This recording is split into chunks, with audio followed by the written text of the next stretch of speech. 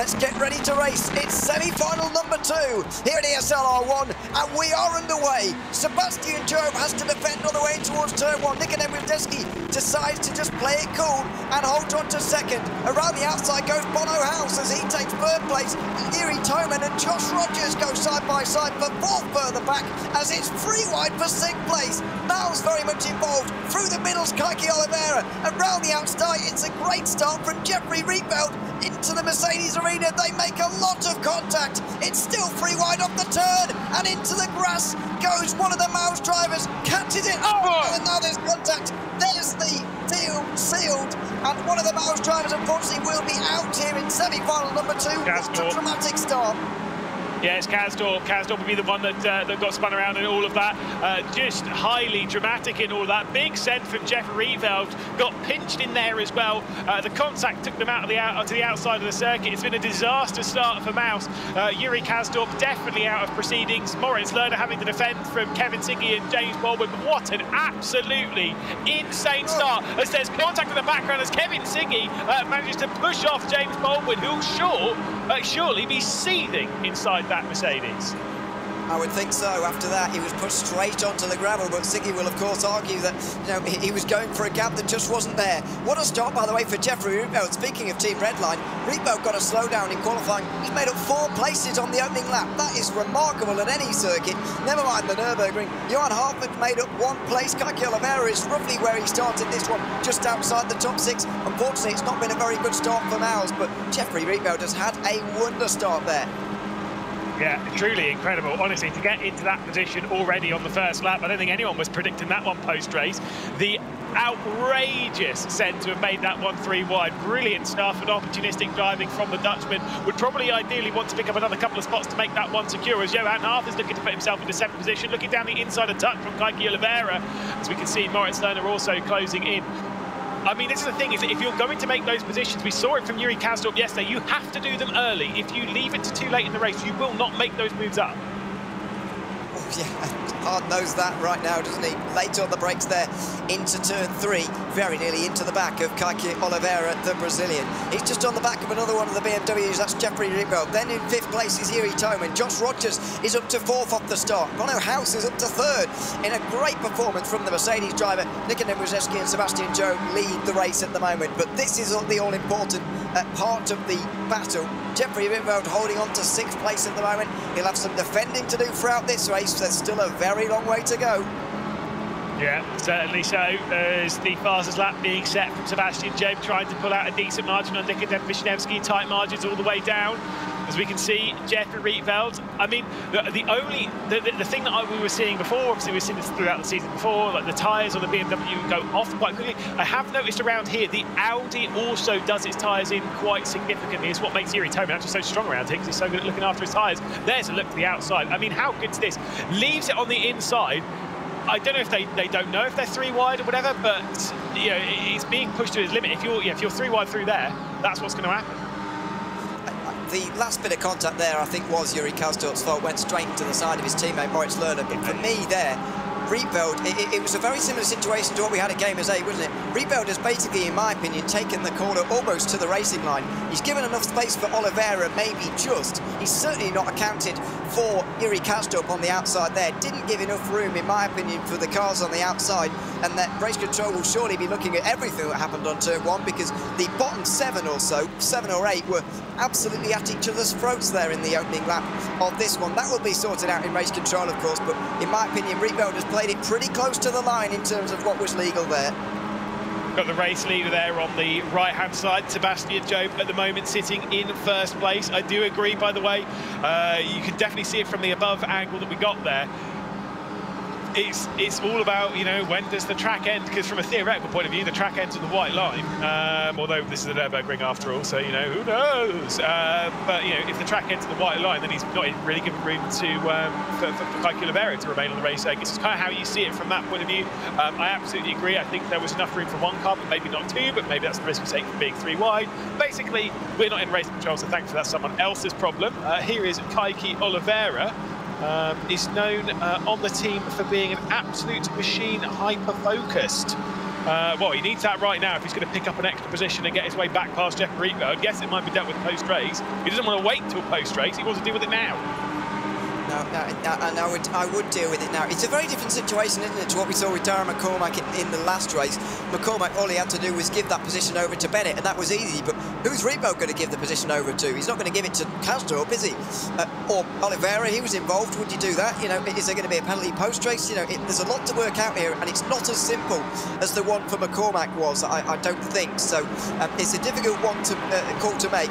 I think you're absolutely right. Kaiki Oliveira is just going to worry about this race and this race only, as if almost nothing has happened preceding this one. He's just going to go for it in the final 5 laps, no matter what. Out of the final corner they go right now. Top 4 getting away, really. It's Joe Wisniewski, House and Rogers who are feeling pretty safe to get into another final.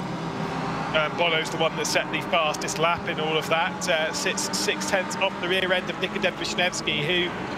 I've known Nikodem for a long time. I've battled Nikodem Wisniewski in a championship before. I know that he will absolutely go for a move if one is even remotely on the horizon. So as much as we saw, you know, maybe not anything too bold in the previous race for Maximilian Benneker on Jamie Fluke, I think we will see something potentially from Wisniewski on Sebastian Job. Maybe he's a different driver now. Who knows? That was a few years ago. Just a few, not 7. But yes, I mean, we would have expected that from Max Benneker as well, wouldn't we, in the first semi-final? And that didn't quite materialise. So I'm not entirely sure. Maybe Benneker was thinking about Monza and the fact that he didn't make it through to the final because of a move that he didn't need to make. Well, I suppose he would have got points for it, but didn't really need to make. Would have gotten into the final and so on. You know, maybe he was thinking a little bit about that, but even so, I think we are going to see a stalemate at the front for the moment as we have a look at James Baldwin. He's very close to Kevin Siggy here. You don't often see moves into this left-hander, and Baldwin knows that as well. He backs out of it on the way in towards turn 10 on that occasion. Still very close from Rietveld on backwards, really. There's a similar situation again. 7 drivers fighting for that last spot inside the top 6. What are we making at the start of the season, though, for James Baldwin? Obviously, got into the semi-finals at Monza, did not get through into the final, got knocked out in the quarters in the previous 2 races, looking to get knocked out in the semi-finals once more, 4 rounds into the season, halfway in, and we are yet to see Baldwin into a final. Weirdly enough, for the team, Bono House, if he is to make it through to the final, it'll be the first time that we see Mercedes in a final in the full season.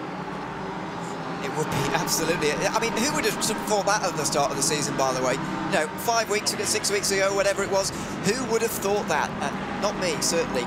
But Bono House is the one to do it at the moment. And to be honest, you know, I'll say this with all respect to Bono House, who's won a lot in sim racing, the Vegas sim races, won multiple championships, multiple times in a row. But I wouldn't have expected him to be the one to get into the final. You'd more expect it from the likes of a James Baldwin or a Marco Pajic, maybe, to get into that final. Not Bono House, but this is one of the best performances I've seen from him in quite some time in ESL R1. Well, we were having some casual conversations, let's put it that way, in Riyadh about, you know, what the Mercedes have to do, because they were obviously slightly, you know, dare I say it, fairly average at points in there across the entirety of the team. We know that Marco and James have been standout drivers for the squad, and so we were having a casual discussion like, right, what does Mercedes do if they want to go and challenge, you know, higher up in the team's championship? And everyone kind of points fingers at maybe being like, do they have to replace Bono and Graham? And, you know, at the moment, Bono is showing absolutely not so.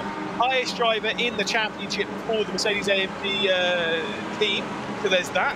And there we go. You can see once again confirmation that he's previously won the Formula E Vegas E-race that happened in 2016. Of course, won Formula Racing World Championship in 2010 and 2014. Won the R Factor 2 Formula Pro Championship. All these ones that we're listing off here, though, as to your point, are open-wheel champions. He does not win often in GTs.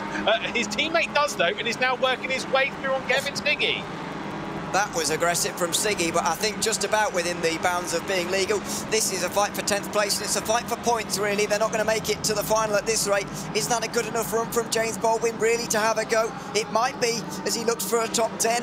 Is he going to be late enough on the brakes in the Mercedes? It will tuck in behind the very tall BMW. Siggy will go on the defensive, and it's a late-braking manoeuvre from James Baldwin right round the outside. A slide on the way in from the red line driver as well. James Baldwin will have the inside for turn 2 and 3. 3, but he'll need to get it done before 4, because that's when the advantage will turn back to Kevin Siggy again. Side by side they go through the Mercedes arena, and it's the Mercedes that prevails through turn 4. Meanwhile, it's not a Mercedes prevailing here. Bono House under big pressure from Josh Rogers, who pushes it wide, and Yuri Tobin will try and go through.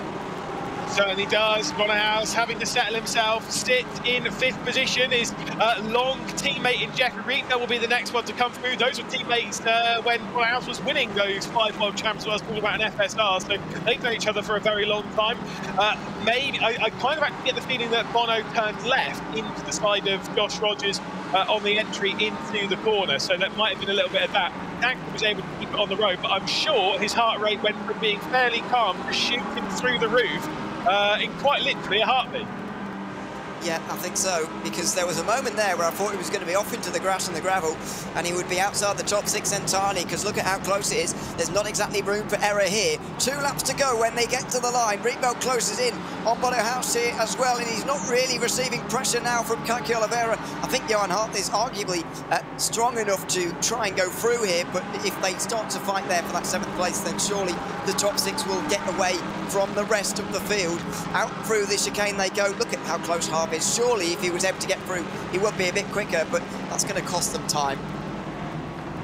It kind of disgusts me a little bit. We've got 2 laps left to go, and I think Verasti might be correct that Sebastian Job is going to win this one easily. He's pulled out now to 7/10 of a second. He's running away at the front of the field. Wisniewski obviously with a second over Rogers. It's behind all of that where all the drama and all the battling is.